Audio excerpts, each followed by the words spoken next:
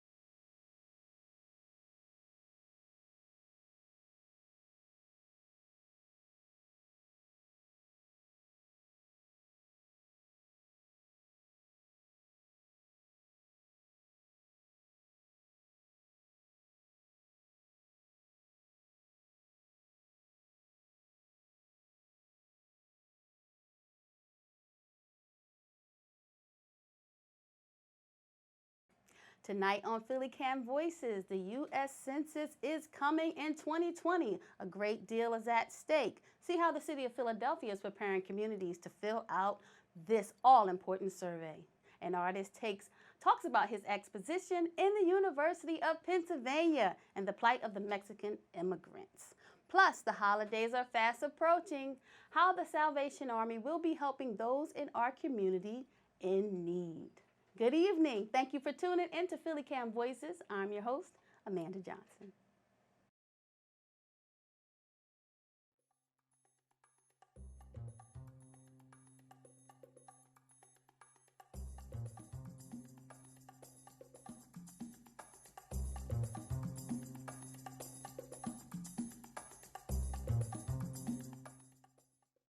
We begin with a look at the U.S. Census and why everyone should be counted. The forms will be sent out next spring, but the city of Philadelphia is getting us ready now by training us census champions. Reporter Chantel shows us how. The federal government is gearing up for the 2020 census, and Mayor Jim Kenney and his office are preparing Philadelphians by hosting the Census Champion Training Program across the city. The trainings today were key because we know that there are some significant challenges to the census this year. Stephanie Reed, Executive Director of Philly Counts 2020, is talking about the training that took place at Enon Tabernacle Baptist Church in Northwest Philadelphia. Studies have shown the best way to get information out about the census is through trusted messengers. We wanted to have an easy way for people who want to be a trusted messenger on the census to plug in, to get quickly trained, and then have the information they need to talk to their friends and neighbors. Reed stressed the census will have a direct impact on Philadelphia. On a local level, the census is really important for two reasons. It's representation. People talk a lot about Congress, but I also like to talk about that information is used all the way down to city council. It's all the way down to your city council lines. And then also for federal funding. So that's things like school lunch program.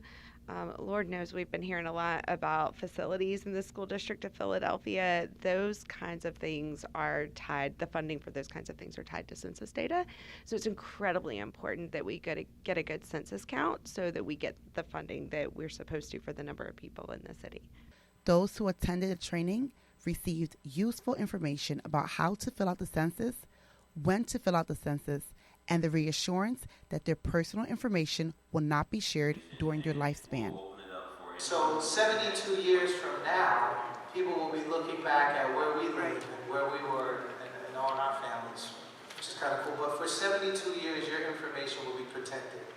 Under the current federal law, the Census Bureau cannot share information about an individual based on their immigration status or their personal information until 72 years after the collection date.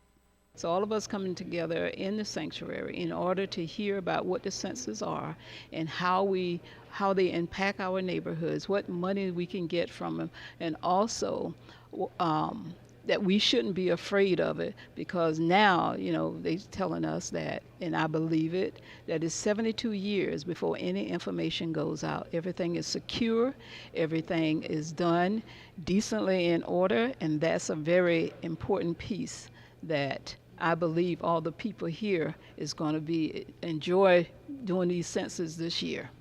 Andrea Cuttis with the Urban League was there to dispel myths about the census and emphasize its significance to church members. I hear stuff like, I don't want the government to get in my business. And so my response is, what business? What business do you have that you don't want the government to get into your business? I've heard that from family and friends. We all have that. We've heard that from our neighbors. So that's one piece. The other piece is people have a fear of counting everybody in their home, especially if they feel that everybody shouldn't be in the home because of maybe different subsidies or different things that they're getting, right? So they don't count everybody in the home. You have to count. What we're also trying to convince people, and it's really important, is that this is confidential. No one's going to have your information. The census is not giving your information to any agencies, not the FBI, not the CIA, not ICE, nobody. Your data will not be given out. And so we have to make sure that we're able to convince our brothers and sisters that your information is not being given out. You can expect to fill out the census on April 1, 2020, online or by mail. For the first time, responses can be given out over the phone using a 1-800 number. The Census Bureau is expected to announce the new population counts by December 31st, 2020. For more information, visit www.census.gov. I'm Chantel Belafonte, reporting for PhillyCAM Voices. Artist Jason DeLeon is a professor of anthropology and Chicano studies at UCLA. Tonight he talks about the latest installation at the University of Pennsylvania titled Hostile Terrain 94, which is part of his larger undocumented immigrant project. The exhibit tells the story of the Mexican immigrants trying to come to the United States or who were deported.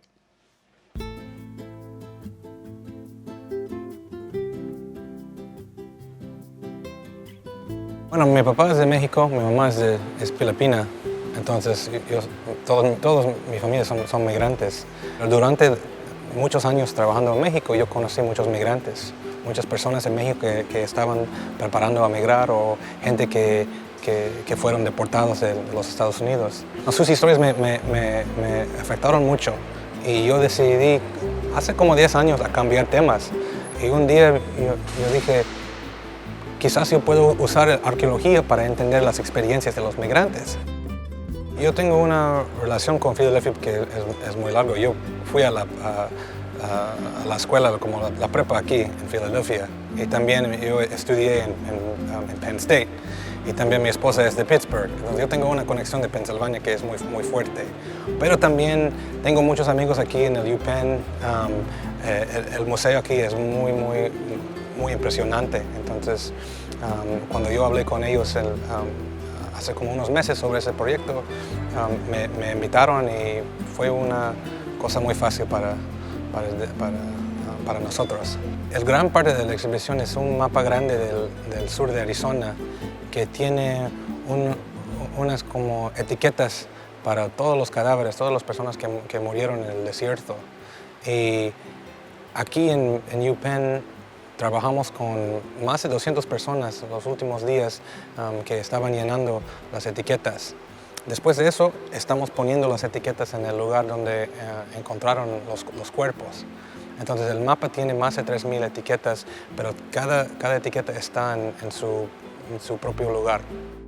El número 94 es el año cuando empezó la estrategia, se llama Prevention Through Deterrence. Es una estrategia de migración para usar el desierto de Sonora para parar el flujo de migración. Entonces, esa estrategia empezó en 94 y por los últimos como 2 décadas hay más de 3,000 personas que murieron en el desierto desde ese plan. Entonces, el número es para decir al público, esa cosa tiene una historia muy larga. Para nosotros es la cosa más importante sobre ese show, para invitar al público a pasar un tiempo, como 30 minutos, llenando las etiquetas.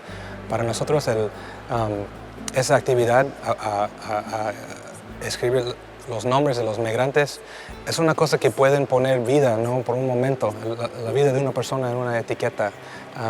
Y es importante para mí a dar tiempo al público para estar con esos nombres y los datos.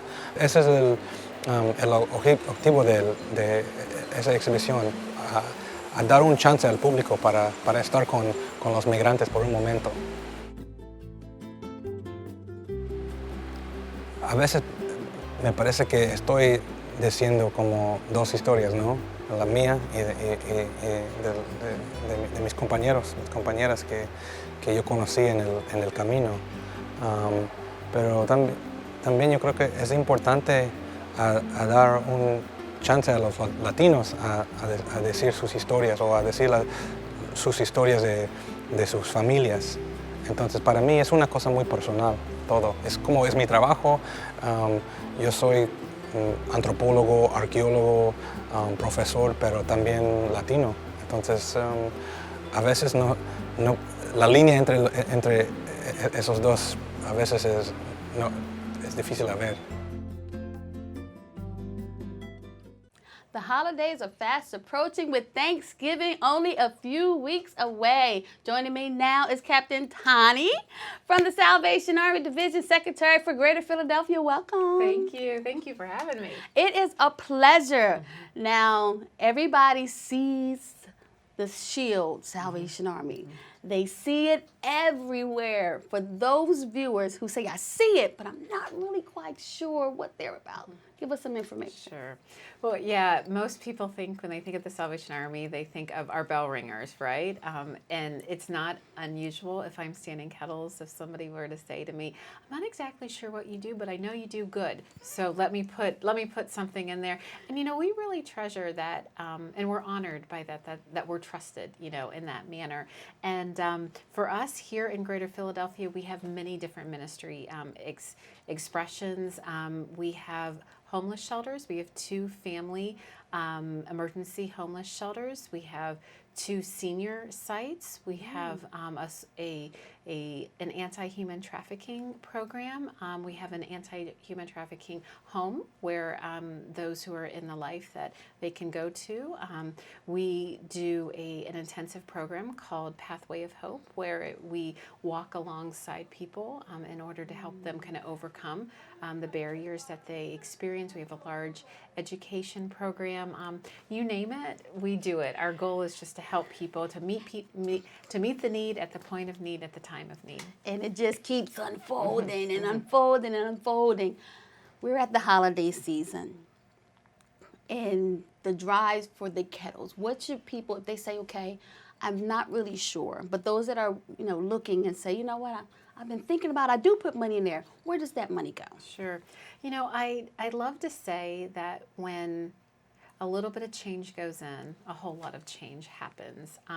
Because really our goal, as I said earlier, is to meet the need at the point of need, at the time of need. And it's different for different people based upon whatever they're faced with at life. You know, there are those who are struggling who are homeless, right? So we can be that safe place where they can know that they can lay their head and they don't have to be afraid. We can help them with their families. We can help kind of make it solid for them. Again, our Pathway of Hope program, where we literally walk right beside, because sometimes when people are in crisis, they really can't think, right? They really are just trying to go day by day, and they really want to do better for themselves. They just need that little bit of help, and almost like a cheerleader, right? To say, hey, you can do it.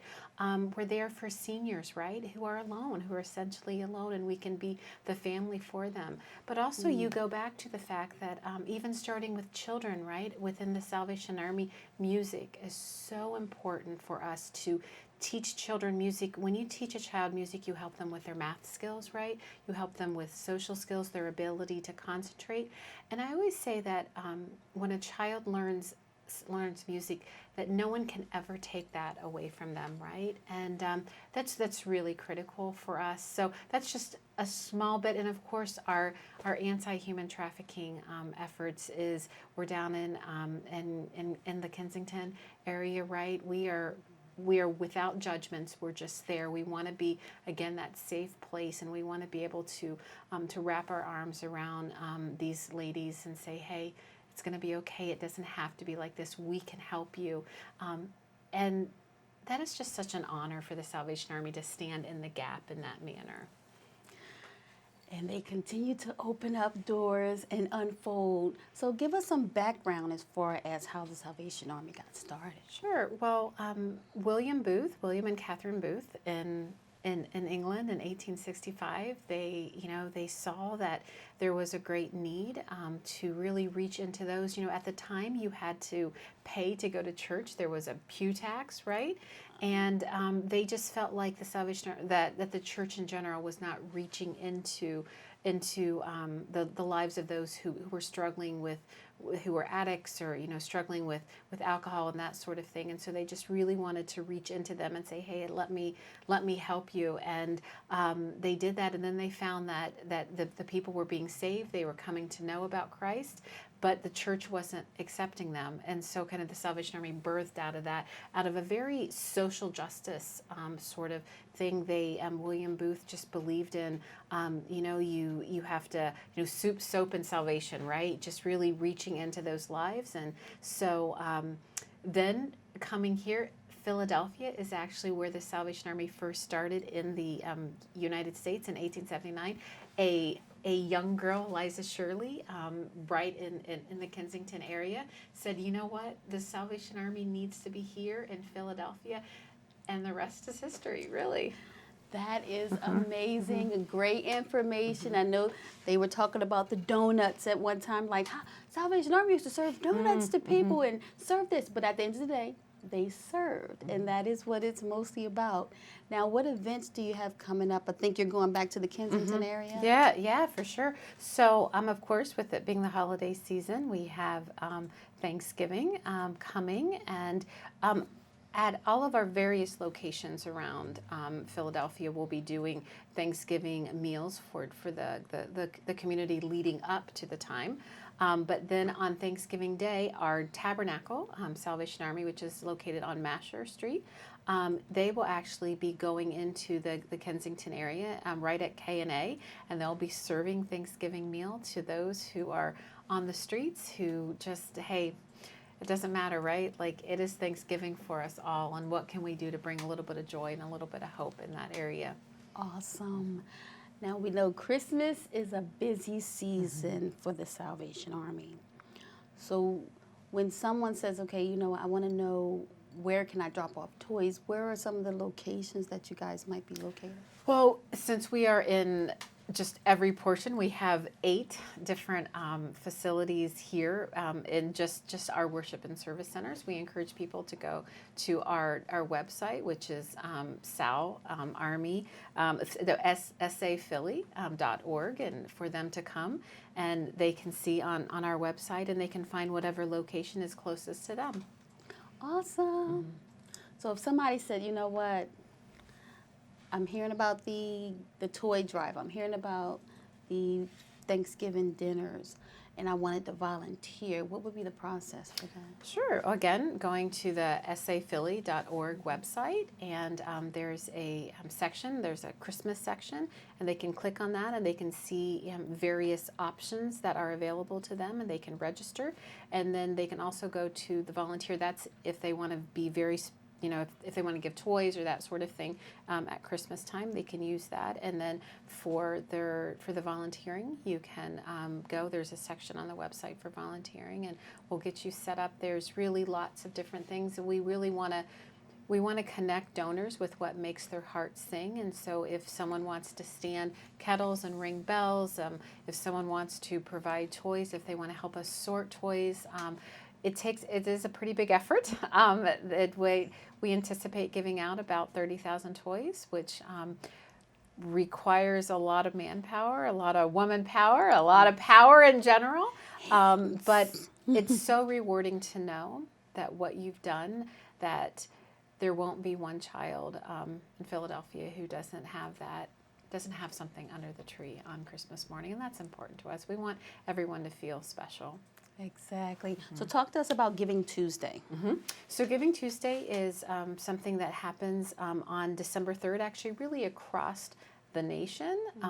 It's just something where I think that many different organizations work to get people to give on that day. I don't know really the history of it, but we certainly participate in it. We love to encourage people to go to our website, and on that you can donate, and then it's just a wonderful opportunity for people, and they can connect to kind of nationwide as people are giving. You hear lots about Giving Tuesday, just give on Tuesday, and I think that it has to do with, obviously, during the Christmas season you're buying a lot of things for your family, maybe buying some things for yourself. I know when I'm out buying stuff, I buy a little treat for myself, but I think it makes us pause for just a second, right? And it makes us think about those who may not have as much as we do. So that it's a nice opportunity to just pause and to think and to help others. And I think the shield, the Salvation Army shield, just because of everything that it stands for, when people see it, it kind of, you take a minute, maybe short, maybe long, but I think that shield does that. Talk to us about the Red Kettle Kickoff. Sure, that is on November 13th. It's coming up really fast. I think that many people, I've heard that, I can't believe it's, October went so fast and now we're moving in. But we at the Salvation Army have been planning for a long time, because we know this doesn't just happen. It just doesn't come off.